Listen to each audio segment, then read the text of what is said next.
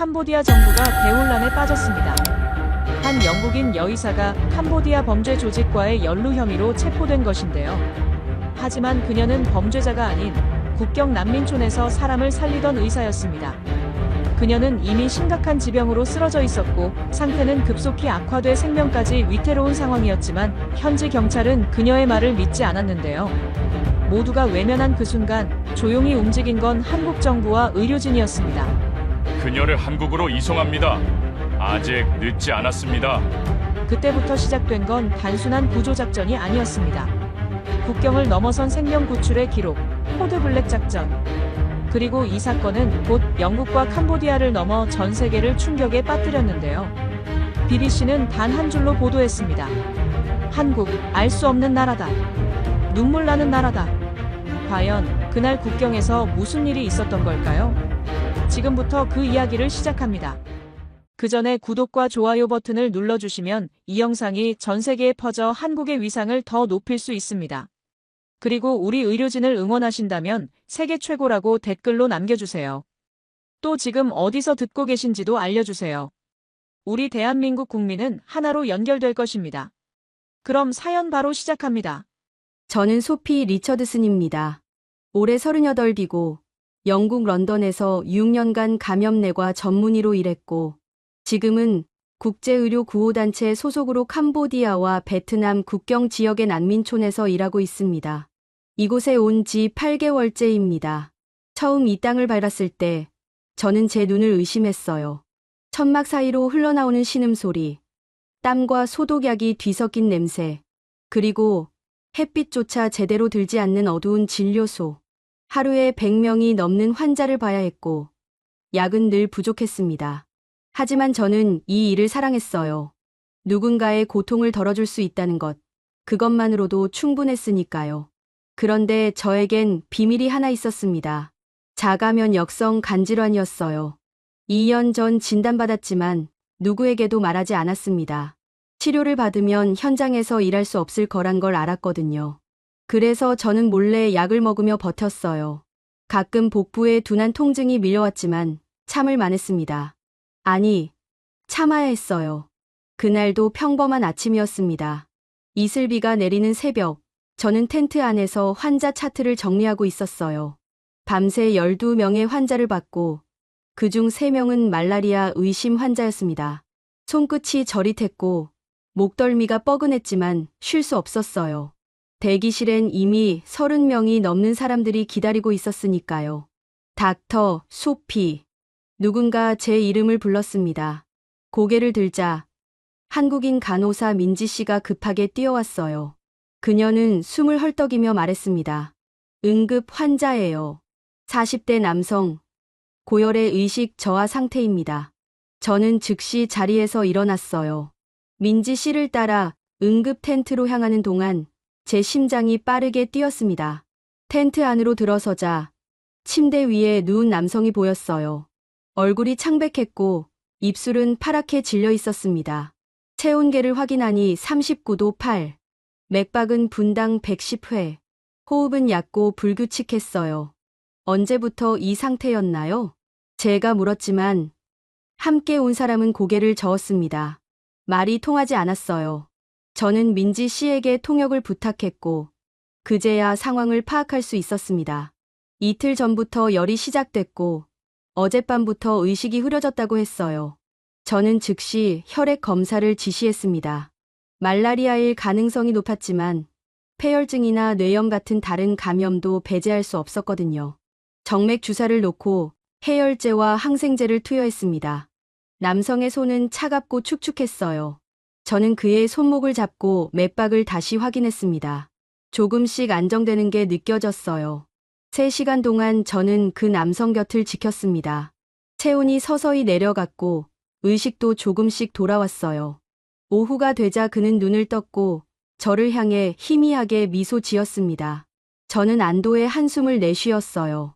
살았구나. 이 사람을 살렸구나. 그날 저녁, 저는 텐트 밖에서 잠깐 바람을 쐬고 있었습니다. 어깨가 무거웠고 복부의 통증이 다시 시작됐어요. 약을 먹어야 할 시간이었지만 환자들 앞에서 먹을 순 없었습니다. 저는 주머니 속 약병을 만지작거리며 참았어요. 이틀이 지났습니다. 그 남성은 건강을 되찾고 퇴원했어요. 저는 그저 한 명의 환자를 더 살렸을 뿐이라고 생각했습니다. 하지만 그 생각은 완전히 틀렸어요. 사흘째 되는 날 새벽, 진료소 앞에 검은색 차량 3대가 멈춰 섰습니다. 차에서 내린 건 제복을 입은 경찰들이었어요. 그들은 무표정한 얼굴로 텐트 안으로 들어왔고 저를 향해 걸어왔습니다. 닥터 리처드슨? 한 명이 물었고 저는 고개를 끄덕였어요. 그 순간 차가운 쇠 감촉이 제 손목을 감쌌습니다. 수갑이었어요. 당신은 범죄 조직원에게 의료 지원을 제공한 혐의로 체포됩니다. 제 머릿속이 하얗게 비었습니다. 무슨 말인지 이해할 수 없었어요. 범죄 조직. 저는 그저 환자를 치료했을 뿐인데요. 민지 씨가 소리쳤지만 경찰은 그녀를 밀쳐냈습니다. 저는 그대로 끌려갔어요. 경찰서 조사실은 좁고 답답했습니다. 창문도 없었고 형광등만이 차갑게 빛나고 있었어요. 경찰은 제 앞에 사진 한 장을 내밀었습니다. 제가 치료했던 그 남성이었어요. 이 사람을 아시죠? 네. 환자였습니다. 환자. 이 사람은 프린스 그룹의 중간 간부입니다. 마약 밀매와 인신매매에 관여한 범죄자예요. 저는 숨이 막혔습니다. 그럴 리 없어요. 저는 그저 아픈 사람을 치료했을 뿐인데요. 하지만 경찰은 제 말을 믿지 않았습니다. 당신이 그를 살렸기 때문에 그는 다시 범죄를 저지를 수 있게 됐어요. 당신은 공범입니다. 공범? 저는 고개를 저었습니다. 아니에요. 저는 의사일 뿐이에요. 환자의 배경을 묻지 않고 치료하는 게 제 일이라고요. 하지만 아무도 제 말을 들으려 하지 않았어요. 조사는 하루 종일 계속됐습니다. 같은 질문이 반복됐고 저는 같은 대답을 되풀이했어요. 목이 쉬었고 머리가 지끈거렸습니다. 그리고 복부의 통증이 점점 심해졌어요. 약을 먹지 못한 지 이틀째였습니다. 저녁이 되자 경찰은 저를 임시 구치소로 보냈어요. 시멘트 바닥에 누워 천장을 바라봤습니다. 형광등이 깜박이고 있었고 어디선가 물 떨어지는 소리가 들렸어요. 저는 눈을 감았습니다. 손끝이 차가워졌고 온몸에 힘이 빠졌어요. 다음 날 아침, 민지 씨가 면회를 왔습니다. 유리창 너머로 그녀의 얼굴이 보였어요. 눈가가 빨갛게 부어 있었고 입술을 깨물고 있었습니다. 소피, 괜찮아요? 저는 고개를 끄덕였지만 사실 괜찮지 않았어요. 열이 났고 복부가 콕콕 쑤셨습니다. 하지만 그녀를 걱정시키고 싶지 않았어요. 한국 대사관에 연락했어요. 그들이 도와줄 거예요. 민지 씨가 말했고 저는 희미하게 미소 지었습니다. 고마워요. 하지만 제 몸은 이미 한계에 다다르고 있었어요. 사흘째 되는 날, 저는 쓰러졌습니다. 구치소 화장실에서였어요. 갑자기 시야가 흐려지며 바닥이 가까워졌고 차가운 타일이 제 뺨에 닿았습니다. 누군가 소리쳤고 발소리가 가까워졌어요. 하지만 저는 아무것도 할 수 없었습니다. 그저 눈을 감을 뿐이었어요. 다시 눈을 떴을 때 저는 침대 위에 누워 있었습니다. 낯선 천장이 보였고 소독약 냄새가 났어요. 병원이었습니다. 옆에서 민지 씨의 목소리가 들렸어요. 소피, 깨어났어요? 저는 고개를 돌렸습니다. 그녀가 제 손을 잡고 있었어요. 따뜻했습니다. 한국 대사관이 움직였어요. 외교부까지 나섰고 경찰에 항의했대요. 당신은 의사로서 환자를 치료했을 뿐이라고요. 범죄가 아니라고요. 저는 눈물이 핑 돌았습니다. 누군가 제 편을 들어준다는 게 이렇게 감사할 줄 몰랐어요. 그리고 당신을 한국으로 데려갈 거래요. 서울에서 치료받게 해줄 거래요. 저는 숨이 멎는 줄 알았습니다. 한국. 왜 한국이 저를 도와주는 거죠? 저는 영국인일 뿐인데요. 그들은 말했어요. 생명은 국적을 넘어선다고. 민지 씨가 말했고 저는 그제야 울음을 터뜨렸습니다. 목이 메고 가슴이 뜨거워졌어요. 저는 살 수 있을까요? 이틀 뒤 경찰은 마지못해 출국 허가를 내렸습니다. 하지만 제 몸 상태는 이미 심각했어요. 간 수치가 위험 수준까지 올랐고 황달이 시작됐습니다. 저는 휠체어에 실려 공항으로 향했어요.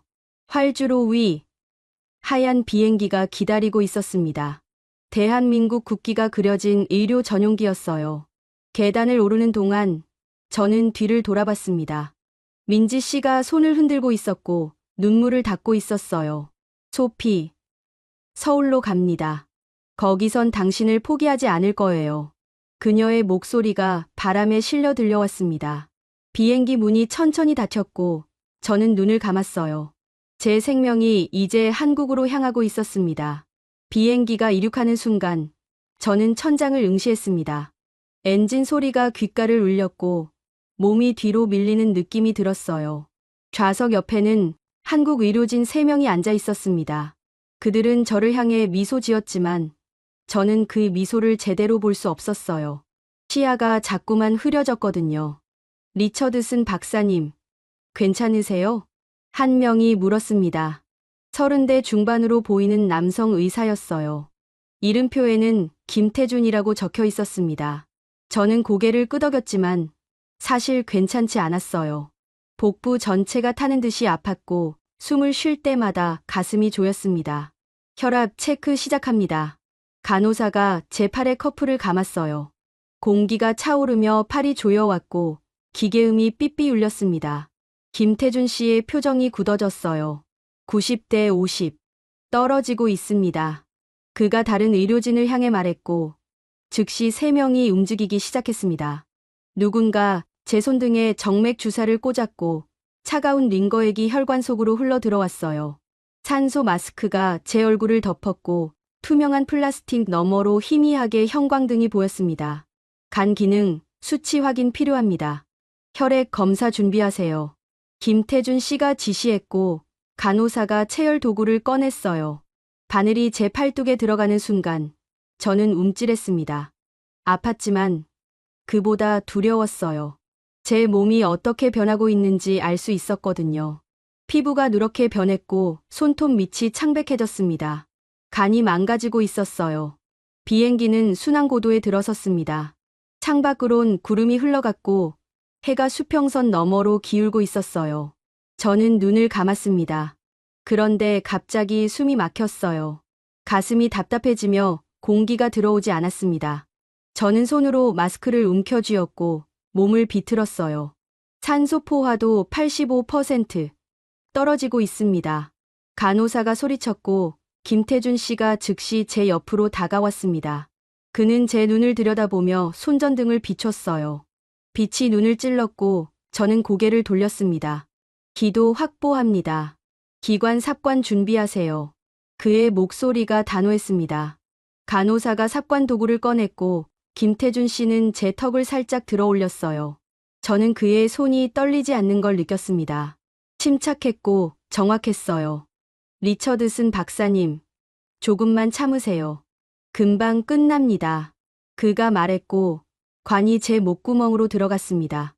이물감이 밀려왔지만 곧 숨이 트였어요. 산소가 폐로 들어오며 가슴이 부풀어 올랐습니다. 저는 천천히 눈을 떴어요. 산소 포화도 92%. 회복 중입니다. 간호사가 보고했고 김태준 씨는 안도의 한숨을 내쉬었습니다. 하지만 그는 멈추지 않았어요. 즉시 노트북을 열고 화면을 켰습니다. 서울대병원 연결합니다. 화면 속에 또 다른 의료진이 나타났습니다. 백발의 중년 남성이었고 흰 가운을 입고 있었어요. 그는 화면을 통해 저를 바라봤습니다. 환자 상태 보고하세요. 김태준 씨가 제 혈액 검사 결과를 읽어내렸습니다. 간 수치, 빌리루빈 수치, 응고 인자 수치. 모든 게 위험 수준이었어요. 화면 속 의사는 고개를 끄덕이며 뭔가를 적었습니다. 간세포 괴사가 진행 중입니다. 비행 중 응급처치가 필요해요. 스테로이드 정맥 투여 시작하고 알부민 보충하세요. 그리고 혈압 유지를 위해 승합제 준비하세요. 지시가 떨어졌고 김태준 씨는 즉시 움직였습니다. 약물이 링거에 추가됐고 새로운 주사가 제 혈관으로 들어왔어요. 차갑고 따끔한 감각이 팔을 타고 올라왔습니다. 시간이 얼마나 지났을까요? 저는 정신이 흐릿해지며 의식이 오락가락했어요. 어느 순간 눈을 뜨면 천장이 보였고 다시 감으면 어둠뿐이었습니다. 그러다 갑자기 제 가슴이 멎는 걸 느꼈어요. 심장이 뛰지 않았습니다. 심정지. CPR 시작합니다. 김태준 씨의 목소리가 들렸고 곧 강한 압박이 가슴을 눌렀습니다. 한 번, 두 번, 세 번. 갈비뼈가 휘어지는 느낌이 들었고 통증이 온몸을 휘감았어요. 하지만 저는 소리조차 낼 수 없었습니다. 한 번 더. 계속합니다. 압박이 반복됐습니다. 얼마나 지났을까요? 30초. 1분. 시간의 감각이 사라졌어요. 그리고 갑자기 제 가슴 속에서 무언가 쿵 하고 울렸습니다. 심장이 다시 뛰기 시작했어요. 심박동 회복. 맥박 확인됩니다. 간호사가 외쳤고 김태준 씨는 땀을 닦았습니다. 그의 이마에 땀방울이 맺혀 있었고 손이 살짝 떨리고 있었어요.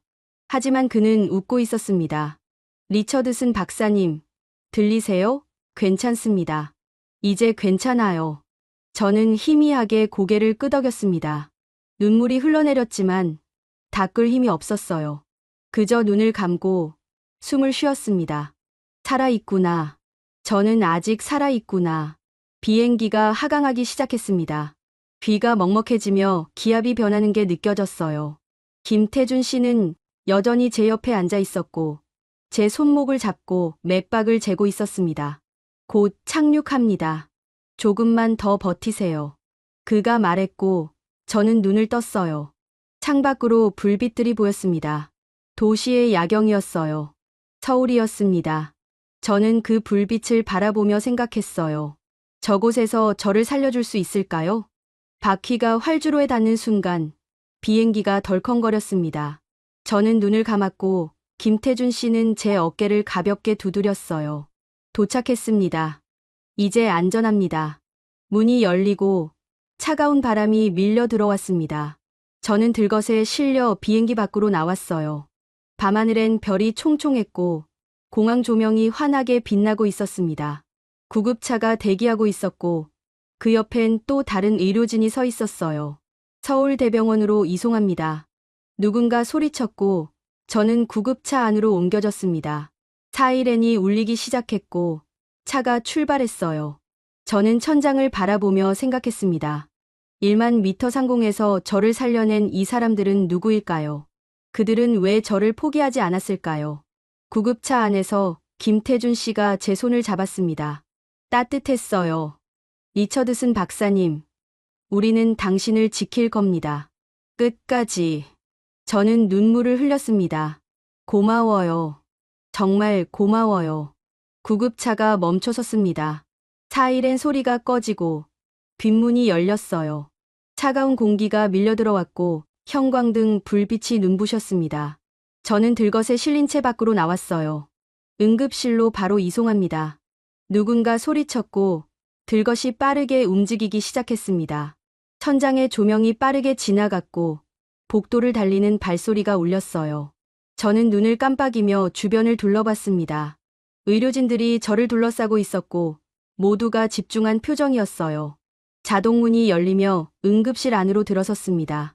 환한 조명 아래 침대 하나가 준비돼 있었어요. 저는 조심스럽게 옮겨졌고 등 아래 깔린 시트가 부드러웠습니다. 누군가 제 팔에 혈압계를 감았고 가슴에 심전도 패드를 붙였어요. 혈압 95대 60, 맥박 102회, 산소 포화도 93%. 간호사가 수치를 읽어내렸습니다. 그때 백발의 남성 의사가 다가왔어요. 화면으로 봤던 그 사람이었습니다. 그는 제 차트를 들여다보며 고개를 끄덕였어요. 리처드슨 박사님, 저는 서울대병원 간담최외과 이연수입니다. 지금부터 제가 담당 의사가 될 겁니다. 그의 목소리는 차분했습니다. 저는 고개를 끄덕였고 그는 제 눈을 들여다봤어요. 황달이 심하다는 걸 알 수 있었습니다.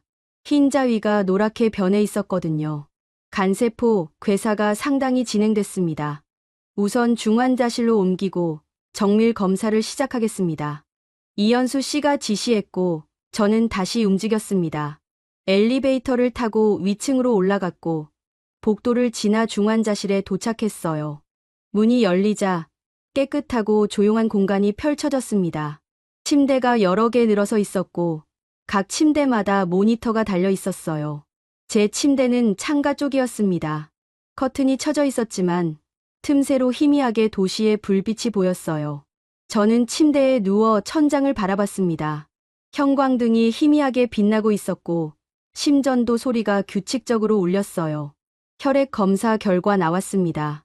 간호사가 차트를 들고 왔습니다. 이현수 씨는 그걸 받아들고 눈썹을 찌푸렸어요. 그가 중얼거렸고 옆에 서 있던 다른 의사에게 고개를 돌렸습니다. 면역내과 협진 요청하세요. 그리고 감염내과도 부르세요. 다학제 팀 구성이 필요합니다. 지시가 떨어지자 간호사는 즉시 움직였습니다. 저는 그들의 움직임을 지켜봤어요. 한치의 망설임도 없었고 모든 게 정확했습니다. 마치 하나의 유기체처럼 움직이는 느낌이었어요. 1시간 뒤 병실에 3명의 의사가 더 들어왔습니다. 1명은 젊은 여성이었고 다른 2명은 중년 남성이었어요. 그들은 제 차트를 돌려보며 의견을 나눴습니다. 자가면역성 간질환이 기저에 있었고 스트레스와 약물 중단으로 급성 악화된 케이스입니다.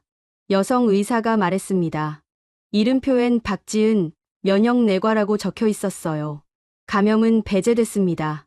하지만 간세포 재생이 시급합니다. 스테로이드 펄스 요법을 시작하고 알부민과 응고 인자를 지속적으로 보충해야 합니다. 다른 의사가 덧붙였습니다. 감염내과 전문의였어요.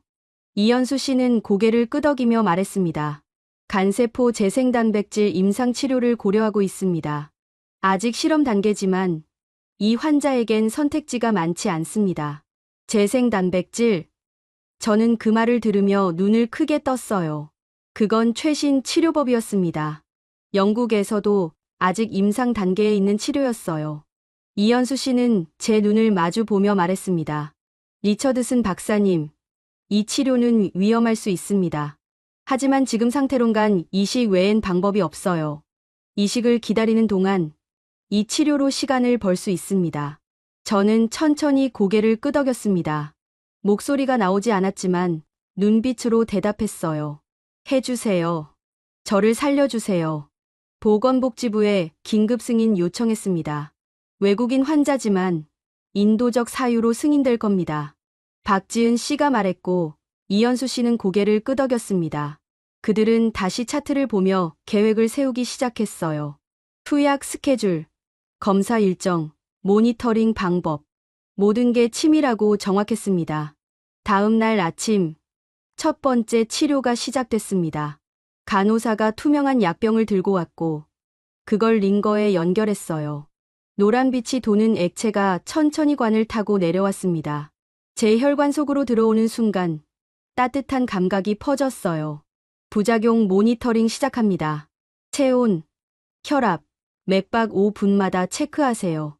이현수 씨가 지시했고 간호사는 제 옆에 앉아 타이머를 켰습니다. 저는 천장을 바라보며 눈을 감았어요.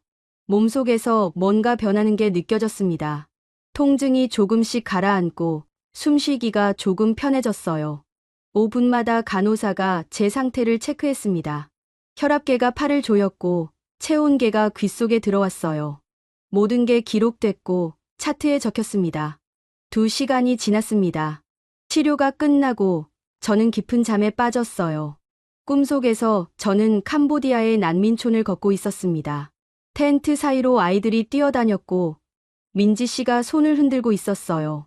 저는 그녀에게 달려가려 했지만 발이 움직이지 않았습니다.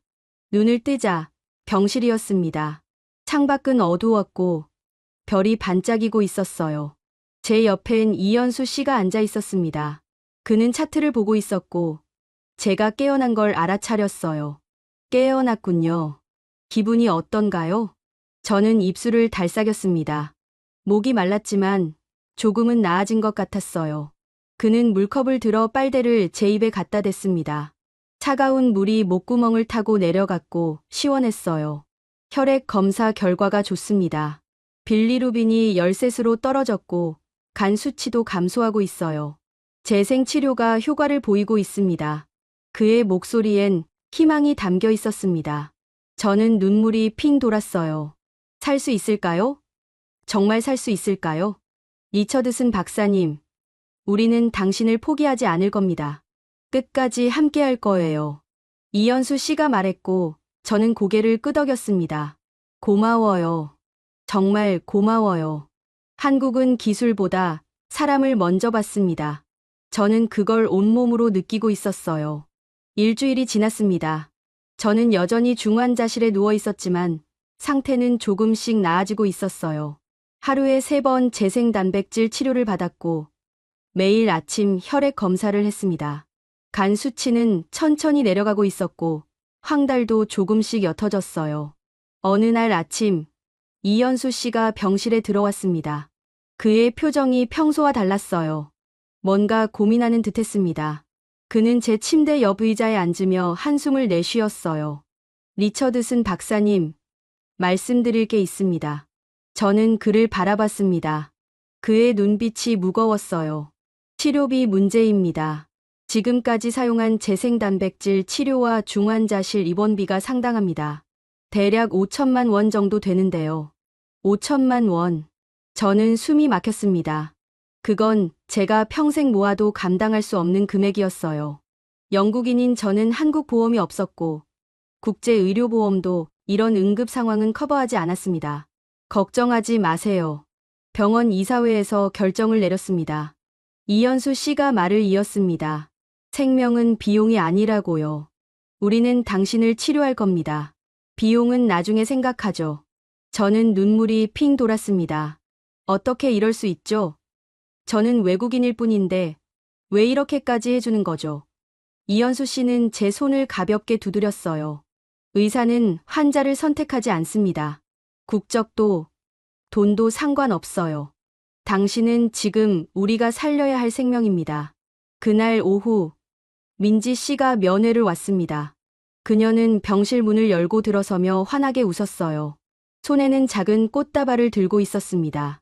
소피, 얼굴이 좋아졌네요. 저는 희미하게 미소 지었습니다. 그녀는 꽃을 침대 옆 탁자에 놓고 의자에 앉았어요. 한국에서 난리 났어요. 당신 이야기가요. 저는 고개를 갸우뚱했습니다. 무슨 말이죠? 민지 씨는 핸드폰을 꺼내 제게 보여줬어요. 화면엔 뉴스 기사가 떠 있었습니다. 영국인 의사, 한국이 살렸다. 국경 없는 의료의 기적. 기사를 읽는 동안 저는 숨을 멈췄습니다.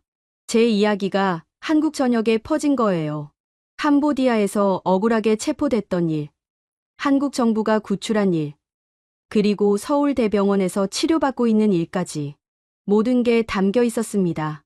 SNS에서 난리예요. 사람들이 당신을 응원하고 있어요. 민지 씨가 말하며 댓글 창을 보여줬습니다.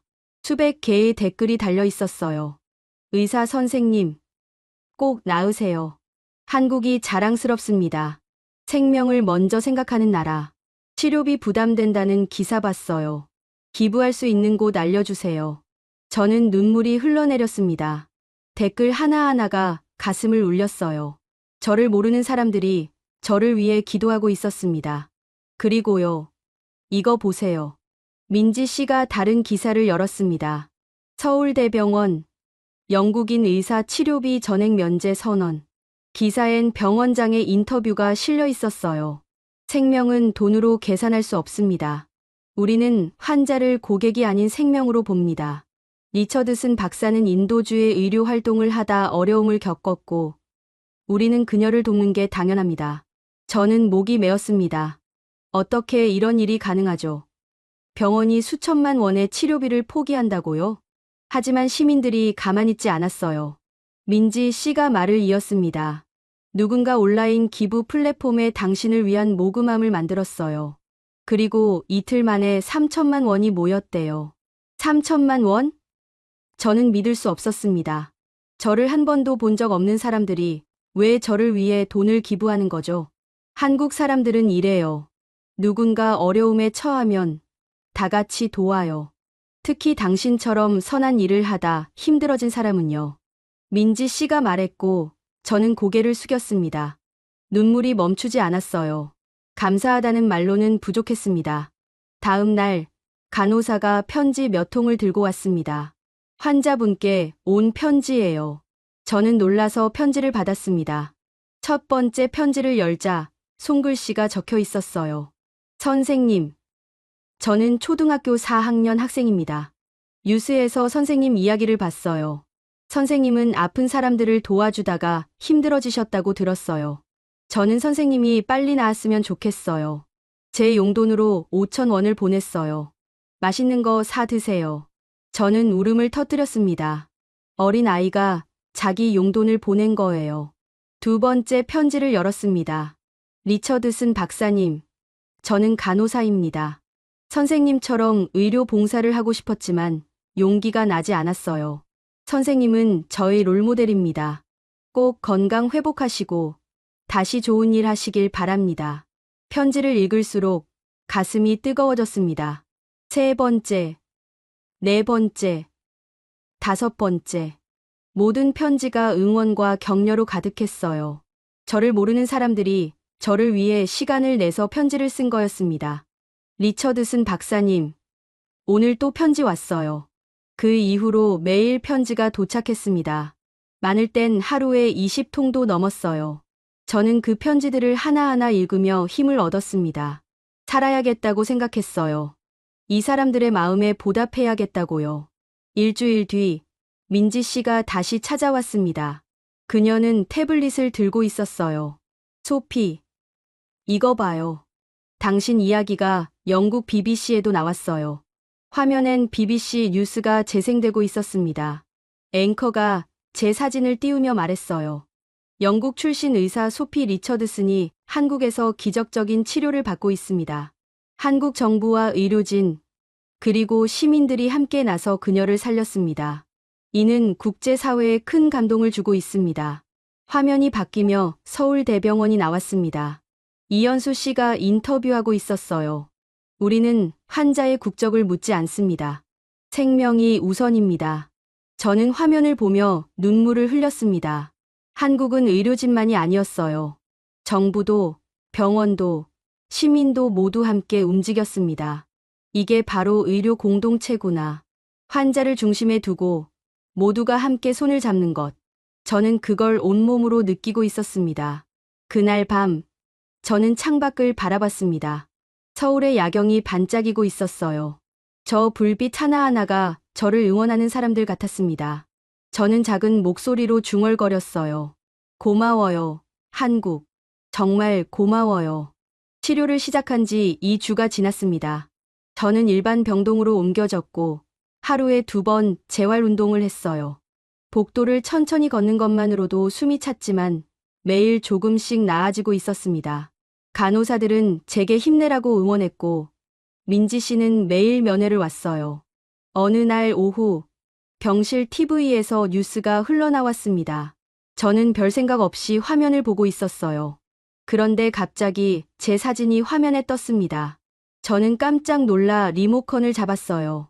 캄보디아 범죄 조직 프린스 그룹이 긴급 기자회견을 열었습니다. 앵커가 말했고 화면이 바뀌었습니다.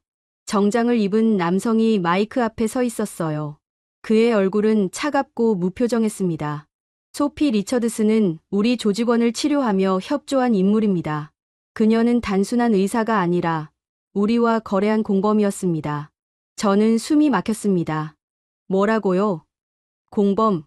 저는 그저 환자를 치료했을 뿐인데요. 남성은 계속 말했습니다. 한국 정부는 범죄자를 보호하고 있습니다. 이는 국제법 위반이며 우리는 강력히 항의합니다. 화면이 꺼지고 스튜디오로 돌아왔습니다. 앵커는 심각한 표정으로 말했어요. 프린스 그룹의 주장에 대해 국제사회가 주목하고 있습니다. 과연 소피 리처드슨은 무고한 의사일까요? 아니면 저는 리모컨을 던졌습니다. 가슴이 답답했고 숨이 가빠졌어요. 심전도 기계가 삐삐 울리기 시작했고 간호사가 급히 들어왔습니다. 박사님, 괜찮으세요? 저는 고개를 저었습니다. 괜찮지 않았어요. 온 세상이 저를 범죄자로 몰고 있었습니다. 제가 뭘 잘못했죠? 저는 그저 생명을 살렸을 뿐인데요. 1시간 뒤 이현수 씨가 병실에 들어왔습니다. 그의 얼굴도 굳어 있었어요. 뉴스 보셨죠? 저는 고개를 끄덕였습니다. 그는 한숨을 내쉬며 침대 옆에 앉았어요. 거짓말입니다. 프린스 그룹은 당신을 이용하려는 겁니다. 한국이 당신을 보호하자 국제 여론을 흔들려는 거예요. 하지만 사람들이 믿을까요? 제 목소리가 떨렸습니다. 이현수 씨는 제 손을 잡았어요. 한국은 진실을 밝힐 겁니다. 걱정하지 마세요. 그날 저녁 외교부에서 긴급 브리핑을 열었습니다. TV 화면엔 외교부 대변인이 나왔어요. 그는 단호한 목소리로 말했습니다. 소피 리처드슨 박사는 인도주의 의료 활동을 하던 중 부당하게 체포된 피해자입니다. 그녀가 치료한 환자가 누구였는지 그녀는 알 수 없었습니다. 의사는 환자의 배경을 묻지 않고 치료합니다. 이는 의료 윤리의 기본입니다. 화면이 바뀌며 자료가 나왔습니다. 제가 캄보디아에서 근무하던 기록, 환자 차트, 그리고 체포 당시 경찰 보고서까지 모든 게 공개됐어요. 프린스 그룹의 주장은 허위입니다. 우리는 이를 입증할 충분한 증거를 가지고 있습니다. 대변인이 말했고 저는 안도의 한숨을 내쉬었습니다. 하지만 국제 언론은 여전히 혼란스러웠어요. 어떤 매체는 저를 지지했지만 어떤 곳은 의심의 눈초리를 보냈습니다. 사흘 뒤 한국 경찰청에서 움직였습니다. 뉴스에서 경찰청장이 발표했어요. 프린스 그룹에 대한 국제 공조 수사를 시작합니다. 우리는 그들의 범죄 활동을 추적하고 진실을 밝힐 것입니다. 화면엔 수사팀이 나왔습니다. 그들은 컴퓨터 앞에 앉아 자료를 분석하고 있었어요. 한 형사가 인터뷰했습니다. 프린스 그룹은 동남아시아에서 활동하는 범죄 조직입니다. 마약, 인신매매, 자금 세탁까지 관여하고 있어요. 우리는 그들의 자금 흐름을 추적 중입니다. 일주일 뒤 결과가 나왔습니다. 뉴스 속보가 떴어요. 한국금융당국, 프린스 그룹 자금 세탁 루트 차단. 저는 TV를 보며 숨을 멈췄습니다. 화면엔 금융감독원 관계자가 나왔어요. 프린스 그룹이 한국은행을 통해 자금을 세탁하려 했습니다. 우리는 이를 사전에 차단했고 관련 계좌를 동결했습니다. 총 금액은 200억 원 상당입니다. 200억? 저는 입을 벌렸습니다. 그 엄청난 금액을 한국이 막은 거예요. 화면이 바뀌며 검찰이 나왔습니다. 프린스 그룹의 국내 협력자 3명을 체포했습니다. 그들은 조직의 자금을 관리하던 인물들입니다. 수갑을 찬 남성들이 호송되는 모습이 나왔어요. 저는 화면을 보며 눈물을 흘렸습니다.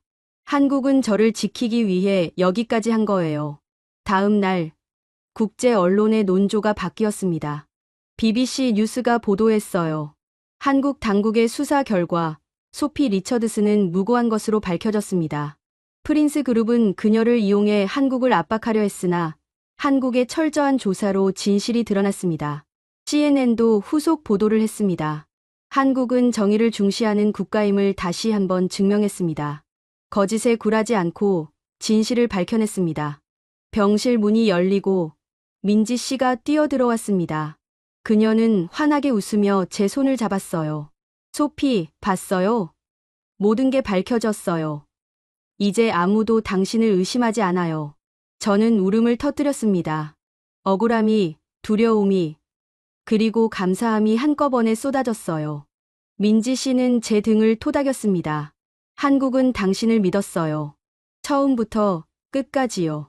그날 저녁 이현수 씨가 병실에 왔습니다. 그는 제게 신문을 건넸어요. 일면에 큰 글씨로 적혀 있었습니다. 진실은 침몰하지 않는다. 한국, 소피 리처드슨의 무죄 입증. 기사를 읽는 동안 제 눈에서 눈물이 멈추지 않았습니다. 한국은 저를 위해 싸웠어요. 경찰은, 검찰은, 금융당국은 모두 움직였습니다. 범죄 조직을 추적하고 자금을 차단하고 진실을 밝혔어요.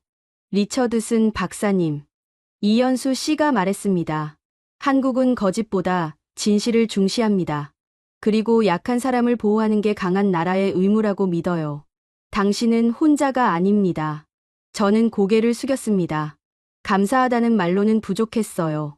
한국은 제게 생명뿐 아니라 명예도 돌려줬습니다. 창밖으로 해가 지고 있었습니다.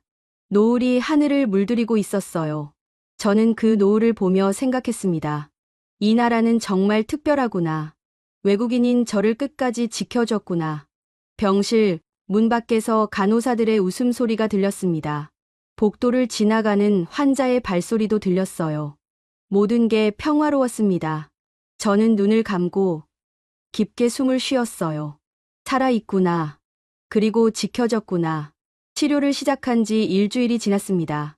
저는 많이 회복됐어요. 복도를 걷는 게 한결 수월해졌고 식사도 조금씩 할 수 있게 됐습니다.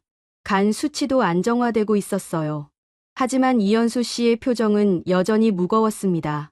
어느 날 오후 그가 병실에 들어왔습니다. 옆엔 박지은 씨와 다른 의료진 2명이 함께였어요. 그들은 침대 주위에 둘러섰고 이현수 씨가 입을 열었습니다. 리처드슨 박사님, 솔직하게 말씀드리겠습니다. 그의 목소리가 낮았습니다. 저는 긴장하며 그를 바라봤어요. 재생 단백질 치료로 시간을 벌었지만 간 손상이 너무 심합니다.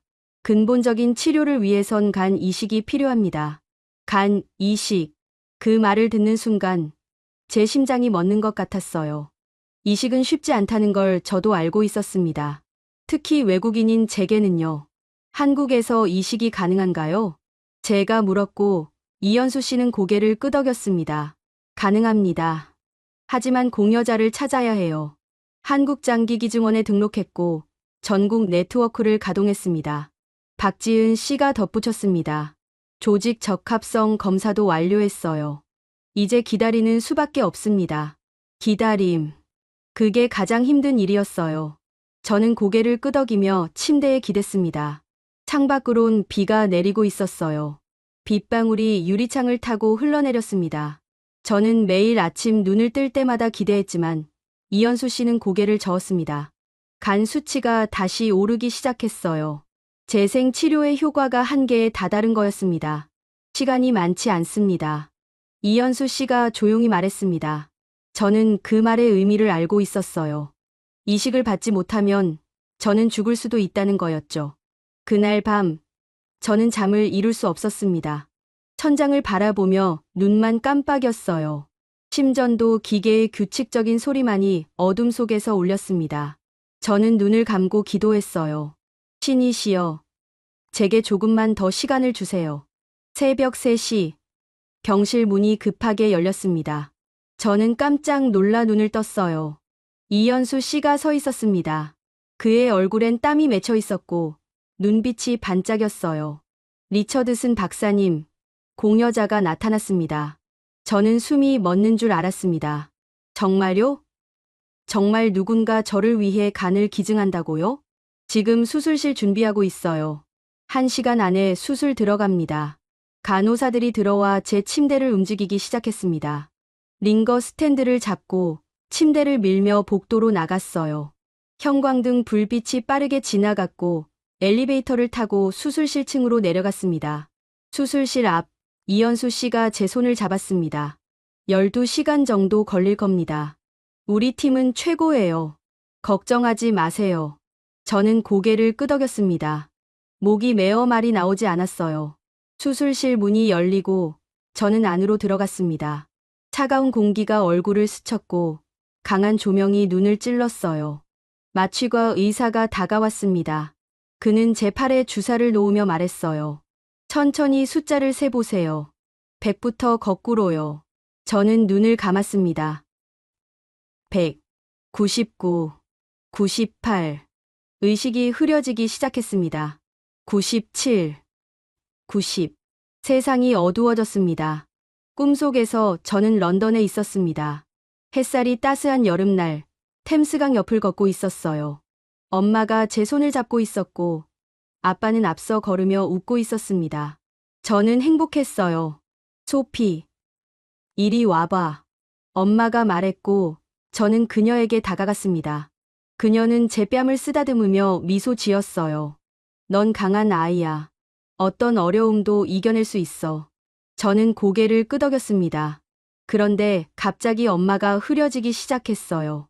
템스 강도, 햇살도 사라졌습니다. 저는 어둠 속에 혼자 남았어요. 눈을 뜨려 했지만 눈꺼풀이 무거웠습니다. 몸을 움직이려 했지만 힘이 들어가지 않았어요. 누군가 제 이름을 부르는 것 같았지만 목소리가 멀게 들렸습니다. 수술은 계속됐습니다. 시간이 얼마나 지났는지 알 수 없었어요.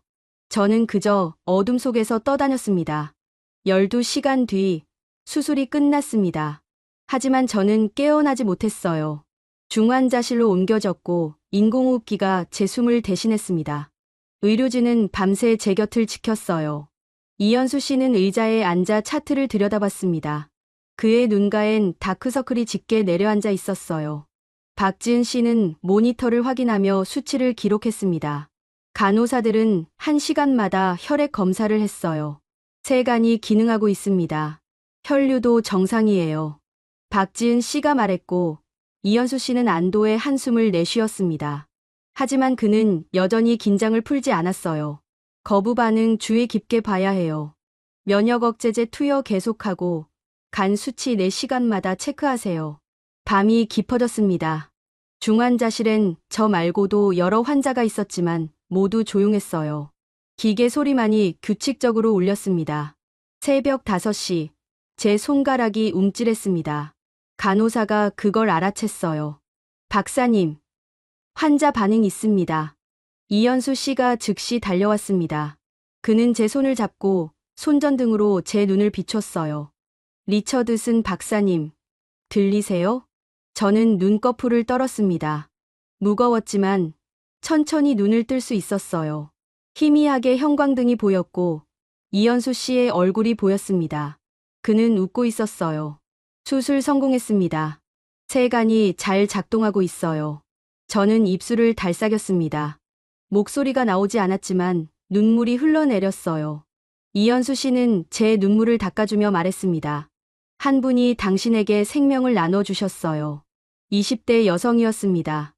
교통사고로 뇌사 판정을 받았고 가족이 기증을 결정했어요. 저는 숨이 막혔습니다. 누군가 죽었고 그 가족이 저를 살리기로 한 거예요. 가족분들이 메시지를 남겼습니다. 이현수 씨가 종이를 꺼냈습니다. 우리 딸이 누군가의 삶을 이어주길 바랍니다. 그녀는 착한 아이였어요.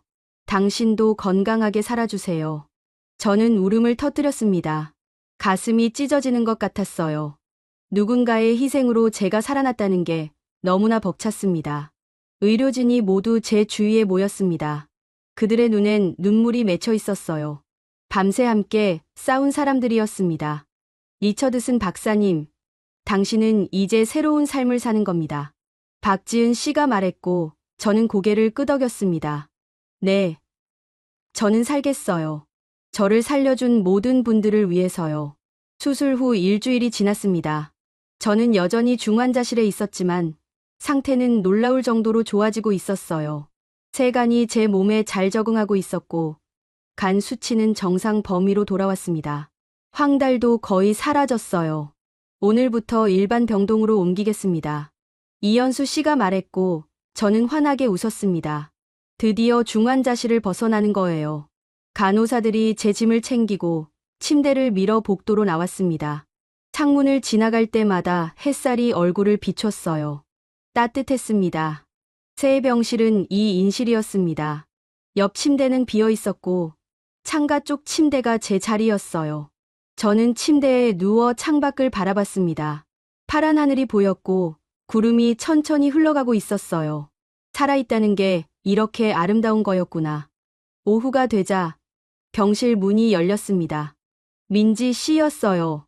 그녀는 꽃다발을 들고 들어왔고 제 얼굴을 보자마자 눈물을 터뜨렸습니다. 소피, 정말 다행이에요. 그녀는 제 손을 잡고 흐느꼈습니다. 저도 눈물이 났어요. 우리는 한참을 그렇게 울었습니다. 말없이 그저 서로의 손을 잡고요. 이제 괜찮아요. 이제는 당신이 살아야 할 차례예요. 민지 씨가 말했고 저는 고개를 끄덕였습니다. 네, 저는 살겠어요. 이 생명을 헛되이 하지 않겠어요. 재활 치료가 시작됐습니다. 물리치료사가 매일 아침 찾아왔고, 저는 침대에서 일어나 걷는 연습을 했어요. 처음엔 다리에 힘이 없어 비틀거렸지만, 며칠 지나자 혼자서도 걸을 수 있게 됐습니다. 복도를 천천히 걸으며 저는 생각했어요. 한 걸음 한 걸음이 기적이구나. 2주가 지났습니다.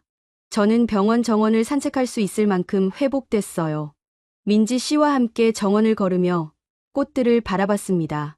장미가 활짝 피어 있었고 나비가 날아다니고 있었어요.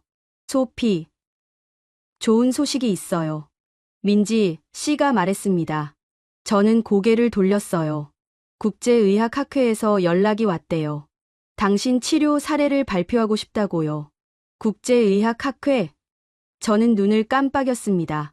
제 이야기가 의학학회에서 발표된다고요? 서울대병원 팀이 당신을 치료한 과정을 정리했대요. 재생단백질 치료와 간 이식, 그리고 국제협력까지. 모든 게 하나의 케이스 스터디가 된 거예요. 저는 가슴이 벅차올랐습니다. 제 고통이 누군가에게 희망이 될 수 있다니. 제 경험이 다른 환자들을 살릴 수 있다니. 일주일 뒤 학회 발표가 있었습니다. 저는 병실에서 실시간 스트리밍으로 지켜봤어요. 화면 속에 이연수 씨가 나타났습니다. 그는 연단에 서서 프레젠테이션을 시작했어요. 오늘 소개할 케이스는 국경을 넘은 생명 구조의 사례입니다. 환자는 영국인 의사 소피 리처드슨, 자가면역성 간질환 급성 악화로. 그는 제 치료 과정을 차근차근 설명했습니다. 캄보디아에서의 구출, 비행기 안에서의 응급처치, 재생단백질 치료, 그리고 간 이식까지. 모든 과정이 슬라이드에 나타났어요. 이 케이스의 핵심은 다학제 협력과 국가적 지원입니다. 의료진뿐 아니라 정부, 시민, 그리고 기증자 가족까지 모두가 하나의 생명을 위해 움직였습니다. 청중석에서 박수가 터져 나왔습니다. 화면을 통해서도 그 감동이 전해졌어요. 발표가 끝나고 질의응답 시간이 왔습니다. 한 의사가 손을 들었어요. 외국인 환자를 이렇게까지 지원한 이유가 무엇입니까? 이연수 씨는 잠시 멈췄다가 대답했습니다. 의학은 국적을 묻지 않습니다. 생명 앞에선 모두가 평등합니다. 우리는 그저 의사로서 해야 할 일을 했을 뿐입니다. 다시 박수가 쏟아졌습니다. 저는 화면을 보며 눈물을 흘렸어요. 한국의 의학은 기술만이 아니었습니다. 인간애였어요. 그날 저녁 이연수 씨가 병실에 왔습니다. 그는 태블릿을 들고 있었어요. 리처드슨 박사님, 세계 각국에서 연락이 오고 있습니다. 당신의 이야기가 큰 반향을 일으키고 있어요. 화면엔 각국 언론의 헤드라인이 떠 있었습니다. 한국, 생명 외교의 새로운 기준을 세우다. 의술을 넘어선 인류의 서울의 기적. 한 여성의 생명이 세계를 감동시키다. 저는 기사 하나하나를 읽었습니다. 프랑스, 독일, 일본, 호주. 전 세계가 제 이야기를 보도하고 있었어요. 그리고 모두가 한국을 칭찬하고 있었습니다. 특히 영국에서 반응이 뜨겁습니다. 이연수 씨가 다른 화면을 보여줬어요. 영국 의학협회 회장의 인터뷰였습니다. 한국은 우리에게 의학의 본질을 상기시켜줬습니다. 생명은 무엇보다 소중하다는 것. 그리고 의사는 어떤 상황에서도 환자를 포기하지 않는다는 것 말입니다. 저는 가슴이 뭉클했습니다. 제 조국 영국이 한국을 인정하고 있었어요. 다음 날, 더 큰 소식이 들려왔습니다. 민지 씨가 신문을 들고 왔어요. 소피, 이거 봐요. 일면 톱기사였습니다. 한국 영국 공동 감염병 연구 프로젝트 추진. 기사를 읽어 내려갔습니다. 두 나라 정부가 소피 리처드슨 케이스를 계기로 의료 협력을 강화하기로 했다는 내용이었어요. 감염병 대응, 응급의료, 장기 이식 분야에서 공동 연구를 진행한다고 했습니다. 당신 하나의 생명이 두 나라를 연결한 거예요. 민지 씨가 말했고 저는 믿을 수 없었습니다. 제 생명이 외교의 다리가 됐다고요? 생명은 가장 강력한 외교 수단입니다. 이연수 씨가 덧붙였습니다. 당신을 살리기 위해 한국이 보여준 노력. 그게 세계를 움직인 거예요. 저는 창밖을 바라봤습니다. 서울의 하늘은 맑고 푸르렀어요. 이 도시가, 이 나라가 저를 살렸습니다. 절망의 땅에서 희망의 도시로. 저는 기적을 경험한 거였어요. 그날 밤, 저는 편지를 썼습니다. 서울대병원 의료진에게 보내는 감사의 편지였어요. 만년필을 들고 천천히 한 글자 한 글자 적어 내려갔습니다.